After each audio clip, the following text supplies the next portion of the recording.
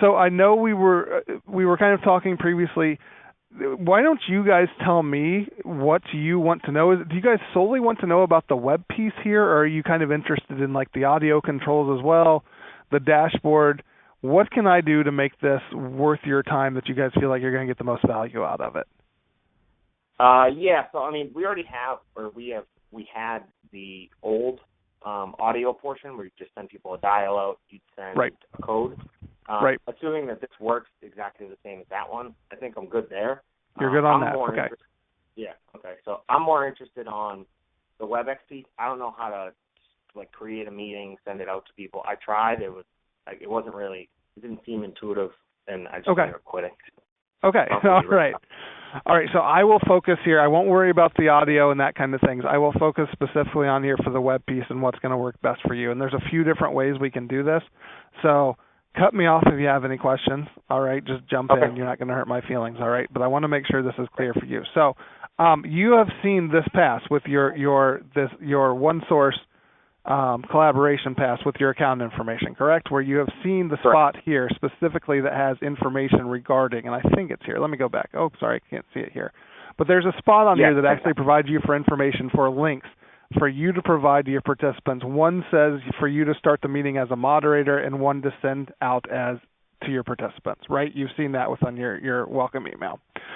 Okay, so so it's the same number, but it's just a different code. Whether it's a different code if I'm the moderator versus I'm sending. Correct. It to guests. It's a different link. You have your link to start the web conference, and you have one that you need to send to your participants. So, and I'll walk you through this. There's a couple different ways you can launch the meeting. I think that's probably the easiest one, but you want to be very clear on those separate links. You want to make sure that you're only sending out to your participants that link that is for, and I can look at mine because it's not on this slide, unfortunately. There's another spot you might want to take a look at is access to my account dashboard, and I'll show you that briefly in just a second, okay? But I know like from the welcome email that has the credentials for your OneSource welcome email, I know it says something like, mine says something specifically like, it says, let me take a look here. It says, web conference, says host to start conference, confidential moderator link. And then it says participant to join the conference. You just want to make sure that you, literally, if you hover over it and right click, you can copy the hyperlink. So when you want to send that out in an invitation, here's something to remember is that link does not change. So if you create an invitation one time and you save it as a template, you're good. Okay. So I would highly recommend doing that. I would always say, if you want to do that, create a template, go ahead and send that out. Send out the participant to join conference link, and you need to have that one, the host to start conference. And again, it's not on this particular slide we're taking a look at here. And let me make that full screen for you guys too.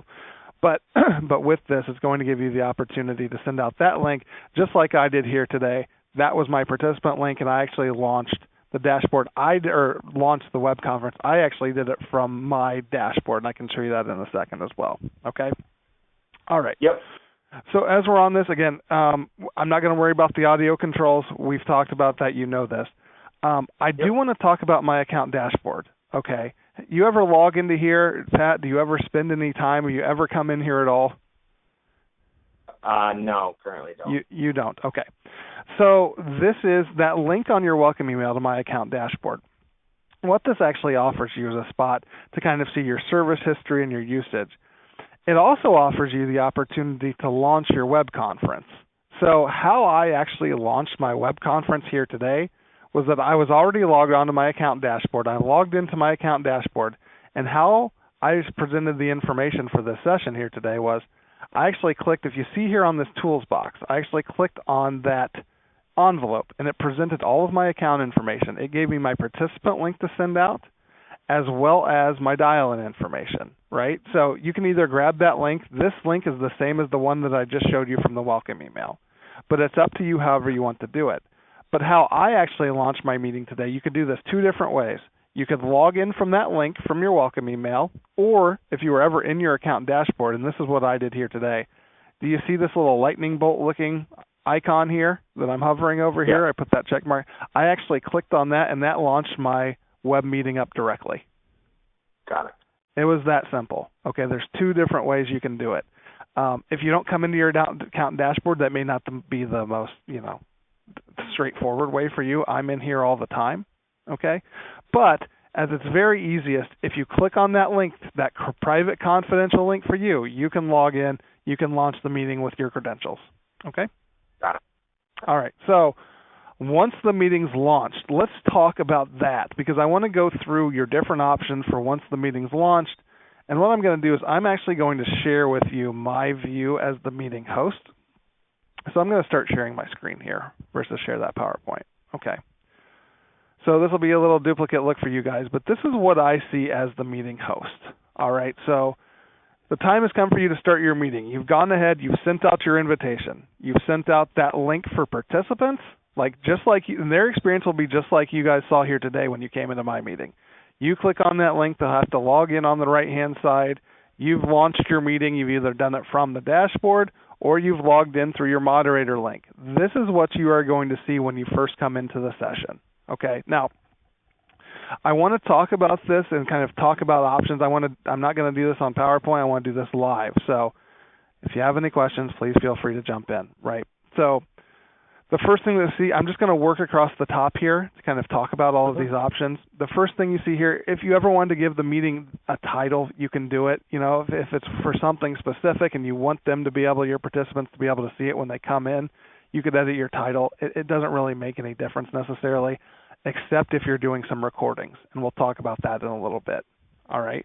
Now, the next thing, there's an assistance button, and there's also a button to quit the conference. So this is important, guys, and I'm not going to do it because we've got some things to go through here today. When the meeting is over, you want to make sure you click quit the conference. That allows you to end both the web and the audio portion. Remember, there are two integrated services. So if right now, if I was going to end this conference, I could if I just click on my browser and hang up, my room will stay open until the last person leaves. Okay?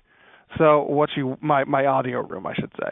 So what you want to make sure happens is at the end of this, you want to click quit the conference. It's going to prompt you if you want to end both the web conference as well as the audio conference for all participants. Okay? You want to do that just to make sure everything's wrapped up properly and nobody's lingering in your room. Make sense? Yep. Okay, good. So next, let's talk about our share options. So Pat, why don't you tell me, what kind of meeting do you run? Do you share documents? What do you typically want to do with this? I would normally I would be sharing my screen. Okay. And walking through either an Excel model or a PowerPoint presentation. Or a PowerPoint presentation. Okay. So let me go through. I have preferred methods of this. It's going to be completely preferential for you as well, but I want to talk through the three options. Okay. So the first thing that you see here is truly a desktop share. It's what I'm doing now. It's share your entire screen. Okay. So with share your entire screen, when I say it's a true desktop share, I mean everything you see, they see. As soon as I clicked on this button, I have multiple monitors. It allowed me to decide which monitor I wanted to share. I'm not going to click it because I'm using it right now. You can see it says stop sharing now. So if I wanted to stop, I could. As soon as I did this, I actually received on my monitor, I received a separate tiny about 2-inch by 2-inch participant view window that I slid to my second monitor. So I actually can see what you guys can see. Okay. Now, if you decide to do this, my only caveat when anyone is doing a desktop share is, remember, you have to know your audience. Everything you see, they can see. If you get an Outlook reminder, if you get an instant message, if you get something crazy pop up off the web, some kind of pop-up, remember, everything you see, they see. So to that point, I know plenty of people who use this and are happy with it, and that's perfectly fine. If you would like a little more security, what I recommend myself is always going to be share some of my applications. What this will allow you to do is this will actually pull up a list of any open application you have on your desktop. So for instance, you said you might want to do Excel or PowerPoint, right? So let's say you have a PowerPoint open on your desktop. You could click this list. I actually have my OneSource PowerPoint here. If I wanted to share this and this only with you, I could click it. I could start sharing. I would just need to make sure that the deck isn't minimized on my screen. I would need to make it full screen so my participants could see it. But it would pop up, and at that point, my participants would only be viewing my PowerPoint. All right. I prefer this because this still leads me to, and now, when people do a full desktop share, I always recommend shut down Skype if you have it. Shut down Jabber, whatever your instant message tool is. Shut down Outlook even. But with this, if I'm doing an application share, even if I'm looking at that PowerPoint and I get an Outlook calendar reminder pop up, even though I see it, my participants would not. Got it. Okay. I'm good with that. Makes sense? So it gives you a little bit more security in terms of what you're planning to share. You're not as limited. You're having more of a control. And again, it's anything that's open on your dashboard. You can see here, I have a different account. I have lots of different things available to me, right? I had Chrome, I had Outlook, I had all of those available to me from my application share.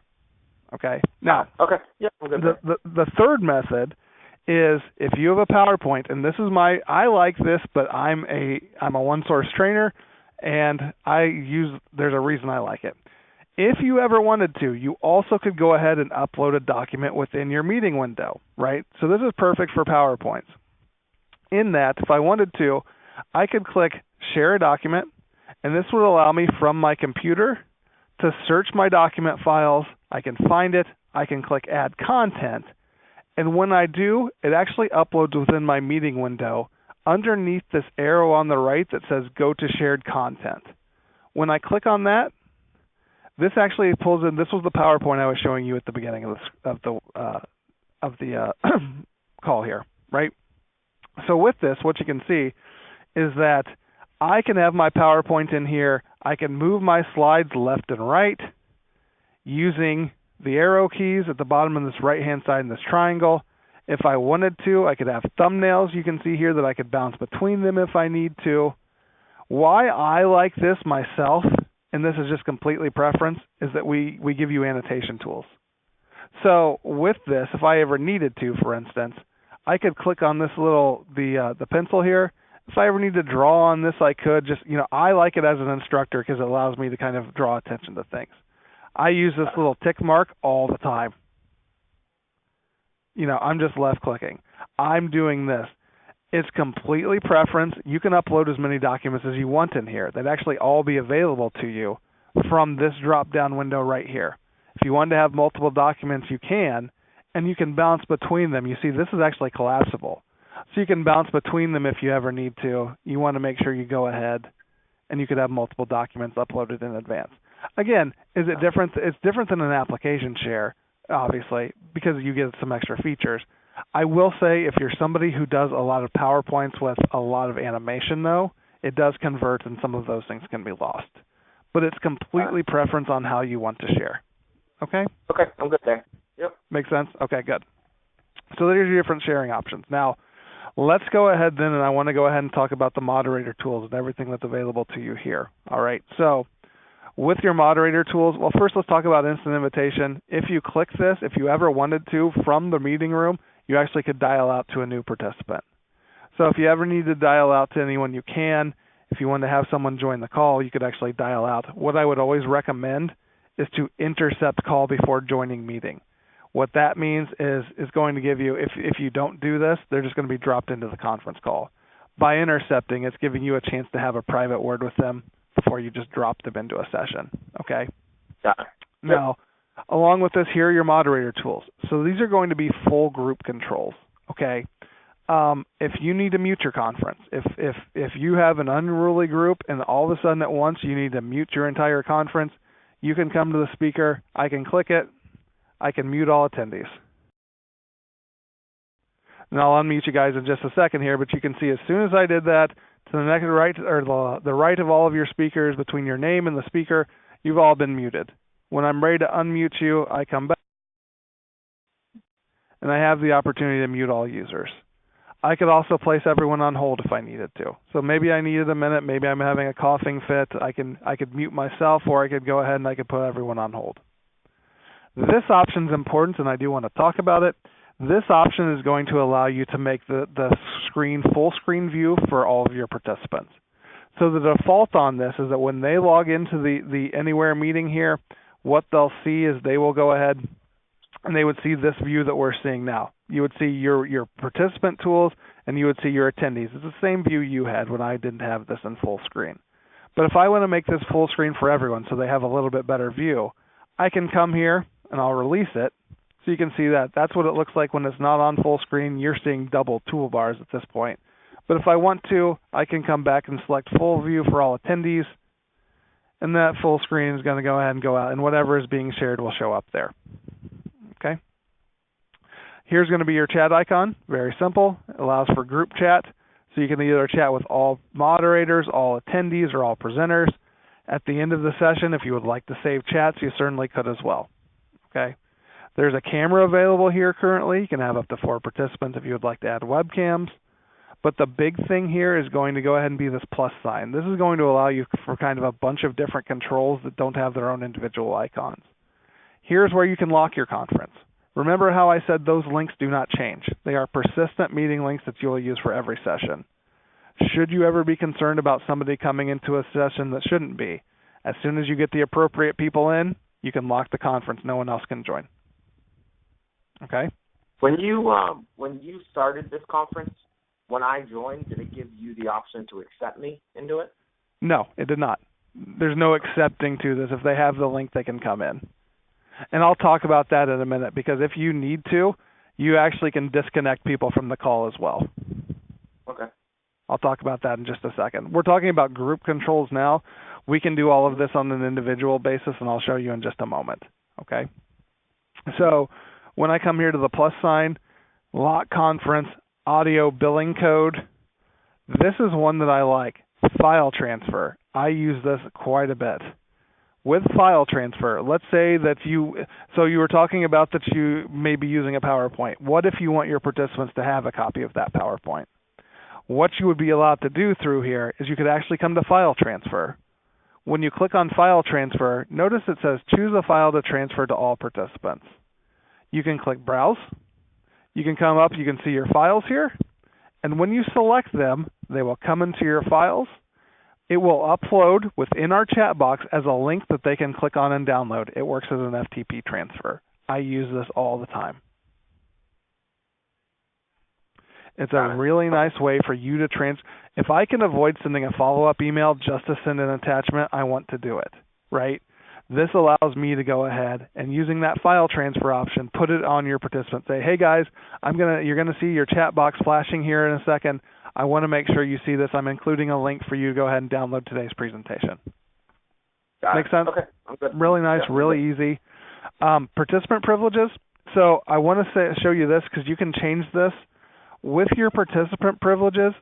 Again, the default on this is that anyone can chat with anyone at any time, right? You can decide through here if you would like to change that. Maybe you want to eliminate public or private chat. You can do that. Maybe you want to eliminate chat with moderators or presenters, right? Or that please call me option that we talked about.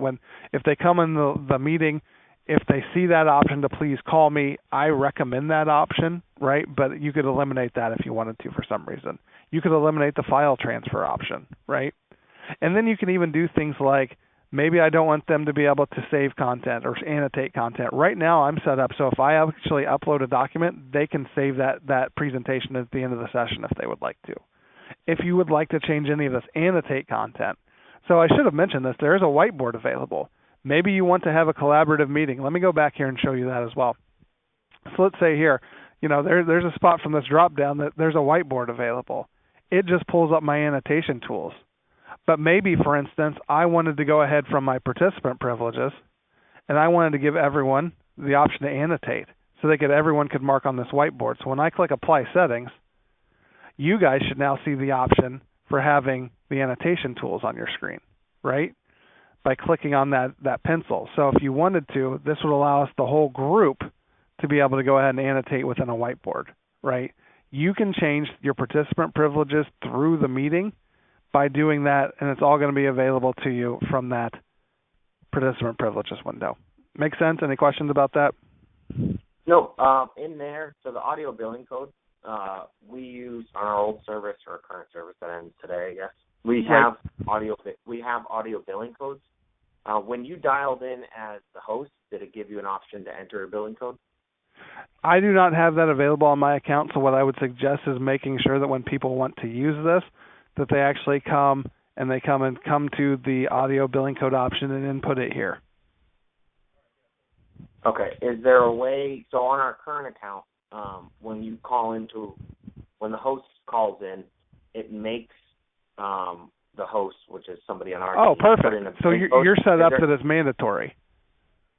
Yeah, I'm just asking, is it mandatory on our new account? Because we all got new phone numbers and codes, just like it's mandatory on our old accounts. I'm not sure about that, but that's something we could look into. Michelle's on there. Michelle, do you know about their setup? Okay. Yeah, it's not set up yet, but it will be set up. It is definitely on our radar. It was brought to our attention yesterday that that's how you guys wanted it set up, so it will be. Okay, great. Thanks. So it will still be the same situation. So as soon as you dial in, once that's set up, you'll be prompted to enter the billing code. Okay. All right. So those are your moderator tools, and again, those apply to the entire group. And I have that on full screen for you here. Now, additionally here, I want to talk about the individual controls. All right. So under your attendee panels, right, as I mentioned, all of these apply to the entire group, but under the attendee panel, you can go ahead and you can provide all of them on an individual basis. Again, why I like people to sync, and I walked you guys through the syncing process. Remember, if people decide to use that call me feature, they do not have to sync. It automatically recognizes their phone number, so they won't even have to do this. Again, does it matter? It really just depends on your meeting, right? So, but for instance, what I like about that is, like I said in our example here, if I was getting a lot of background noise from Michelle, and I said, hey, Michelle, we're getting a lot of background noise, would you mind muting your line? Nothing ruins a call quicker than a noisy line, right? If Michelle didn't do it, I actually could take it upon myself to come to her name or come to her phone number if she didn't sync, right? And I can come and I can actually see the microphone next to her name. If I need to, I myself can go ahead and click on her microphone. Her individual line is now muted, right? I have full control over this within my meeting space. If I need to, I can come back, I can unmute her as well. She'll be unmuted, then I have the option. Further, I can actually go ahead from here, I can chat privately with her. So you see when I click on that chat button, I can chat privately with Michelle if I need to. Okay? I can file transfer directly to Michelle. When I click on this, you can see here it says file transfer. Choose a file to transfer to Michelle Simmons. Maybe I want to share. Hold on just a second, guys. I've been on a lot of these today. I'm going to lose my voice. But if I need to, I can transfer a file specifically to Michelle. But further with this, I have more options. I could rename Michelle. I could place Michelle on hold if I needed to. You can place individuals on hold as well. I could promote her to presenter. You can have as many presenters with using this tool as you would like. Okay? The only thing that I will warn you about is the first time you use this, and I would suggest a practice run just before you do this the first time, is if you're going to share your desktop, there is a quick flash install that occurs. So just make sure that anybody that's going to be presenting, they're going to have to run that real quickly before they start presenting their desktop. Okay? I could also pass control, for instance. Like why people use pass control is I work with a lot of IT staff that do this. If I was sharing my desktop right now, which I am doing, right, I could take it upon, if I wanted Michelle to use my keyboard and mouse and use it on my screen, I actually could use pass control and Michelle would take over my keyboard and mouse, right? I work with different groups. In fact, an example I use on this is I work with they're a group of trainers, and their product is an auto inventory software. So they work with auto dealers, right? And what they do to train those dealers is they actually bring up their SaaS-based web tool. They bring up the web tool on their browser, and they pass control to those dealers in the meeting and have them use it. That's how they teach them, right? So if for any reason you wanted to pass control, you could do this through the tool. And then as I mentioned, there's no lobby or waiting area with this. But if someone comes in that shouldn't be, you can disconnect and you can remove them from the room. And then at that point, once they're out, you've disconnected them, you can go lock the room and they can't come back in. Could you just pass control to me quickly just so I can see how it works? Yeah, you want to see how it works? Okay. So I'm going to go ahead here. I'm going to pass control to you, and it's going to offer me this and say, please confirm that you would like to allow remote control of your device or applications. I click yes.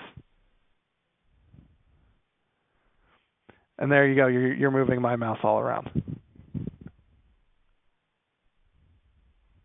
Pretty nice tool. Yeah. So, okay. So I'm highlighting over the mute button, but it's not Right. You're still not going to be. You're not going. You have to click on those, but you're not the host, so you can't do that. You would just have control of my keyboard and mouse. Got it. Okay. There's still some limitations. you can't have full control because you're in my meeting room. Right. It looks like there's a little bit of a lag. Yeah, there's a little bit of a delay in that. Not a ton. It moved pretty quickly for me, but there is certainly, depending on networks and so forth. And Derek, this is Joe. On this, using it this way, when you have a file uploaded, right. Would Pat be able to, if you passed on to him to have control of your keyboard, would he be able to go through that file on your behalf or no? Let's do it. So, Pat, I'm going to go ahead and pass control to you and see if you can go ahead and click on that shared content page.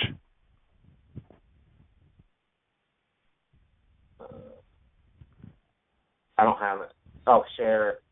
Yep, up on the right-hand corner that says go to shared content. See if you can go ahead and click on that. I'm honestly not positive if you could or not, so this is a good way to test it. I just clicked on shared content and nothing's happened. And it did not allow it. Okay. So no. So this is appropriate. This only works directly when you're sharing your desktop. So it would be if you have something up on a browser, you have an Excel sheet you want them to work on, that's really what that's going to be applicable to. I also work with IT staff who uses that. But if they need to fix something on somebody's computer, they'll do that as well. Got it. Yeah, we would do that as well when, like Pat was saying, going through an Excel document. He may want to have me have control over it and walk through or show him what I'm seeing and changes Perfect. I want to have made. Yep. Yep. And so in that example, share your screen, have that Excel file up, pass control, and you'll be set and you'll be good to go. Got it. Okay. Okay? Good. Yep. All right. So those are all of your options for controlling your attendees, both as a moderator group as well as your individuals. Makes sense? Any questions about that, guys? All right. Nope, none here. Perfect. All right, then, so let's talk about recording as well. All right, whenever you decide to record, you will need to come down. Here's our recorder. When you come into the meeting, it will be collapsed like this. You'll just need to click on it, and it'll pop up. Now, I am recording this session here today. So as you can see here, since this is a pause button now, but it was just a red circle button to start our recording.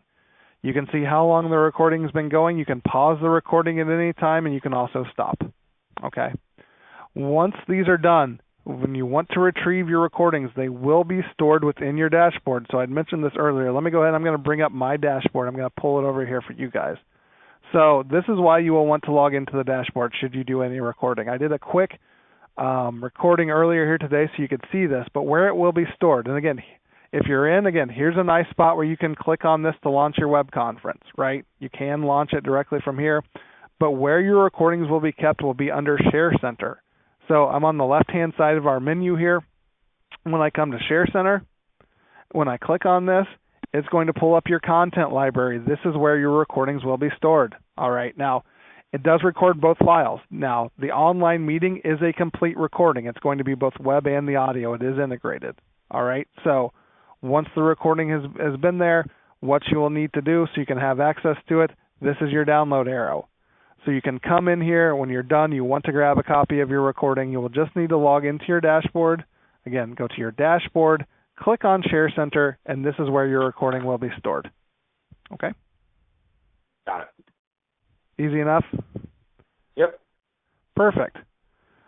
Well, that's really it in terms of the web tool. Do you guys have any questions? Is there anything else that I could go through here for you?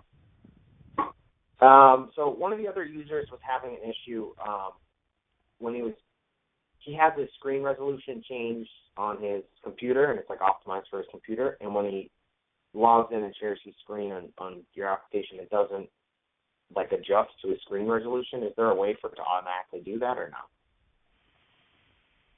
So his screen ends up getting cut off. His screen ends up getting cut off. Okay, I'm trying to think here because whenever I know there's a zoom out button like here, and this might be available. Let me see here, because when I'm thinking about this, there's a way to auto zoom in and out, but it's only when you have uploaded a file. He was just doing a desktop share, correct? Yeah. You think so? Yeah, I believe put a desktop share, but his resolution on his desktop has changed. And the application wasn't automatically adjusting to be able to capture his resolution. There's no way to adjust it directly from here. I might suggest giving customer service a call, and that information is available. Without having seen it or knowing metrics on it, I can't necessarily speak to that. I would suggest the customer service information is available from your collaboration email. You might want to give that team a call, and they should be able to help out. Or Michelle, we can take notes. Michelle, you want to take notes, and we can check in on that? Yep, I already wrote it down. Perfect. All right. Thank you. And then the other issue that same user said he was having, he's using Microsoft Edge as a browser, and he was having issues on Microsoft Edge, and some of the add-ins having to be reloaded. So I'm not sure if you guys have heard that either, but I haven't heard anything specific, but I know Edge is new enough that I've heard like some things cutting in or out. I recommend Chrome myself if at all possible. That's what I run off of. But anytime there's any kind of issues that come up, if we hear anything, we'd like to hear about it, so let us know. I haven't heard anything specific about Edge, but we'd be happy to look into it on a case-by-case basis. Got it. And then lastly, not to sound like he's our problem child, but he was our guinea pig that went in and started playing with it. Said he was having issues with the voice over IP. So he was saying if people are on Wi-Fi, not to use it because people are getting kicked. In his meetings, people are getting kicked over trying to use voice over IP directly through the meeting.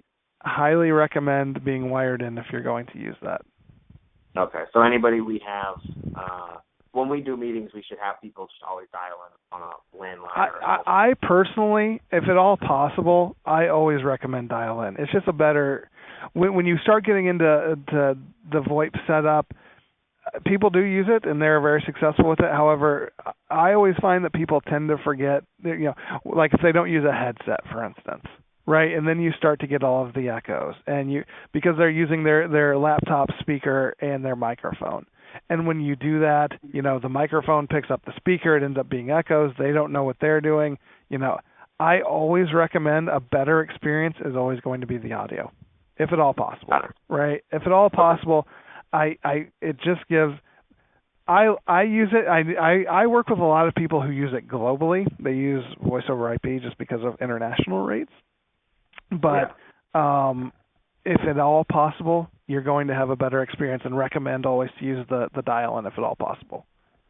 Got it. And then my last question, so our service on our old dial-in information, which I believe is with your company as well, ends today. So starting Monday, all of our people need to be using the new numbers for just audio-only conferences. When will the billing code option be on our account? So when people call in, they'll get options to put billing codes in. I'm hoping to have that completed by today. Okay, and I assume you're talking with Diane on that, Diane on our side? Yes, Diane reached out to me yesterday and was asking that question, and I have reached out to our technical team to see what we can do about getting it done ASAP. Got it. Okay, so I'll circle back with her then.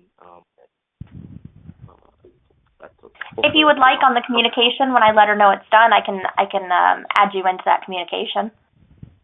No, it's fine. I'm sure she's going to send out a company-wide note to everybody, so it's okay.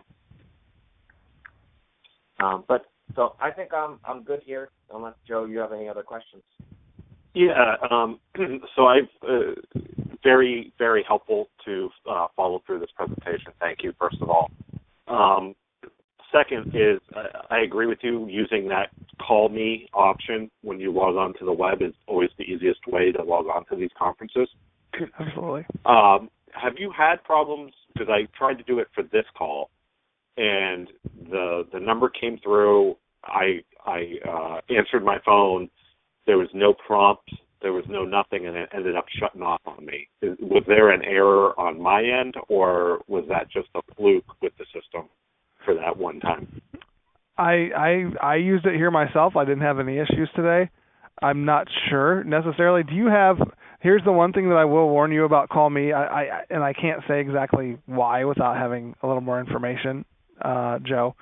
But I will say this: the one downside to Call Me is that it does not work if and you're ever calling into like a general number. Now, it sounds like you have a direct line. It does only work with direct lines.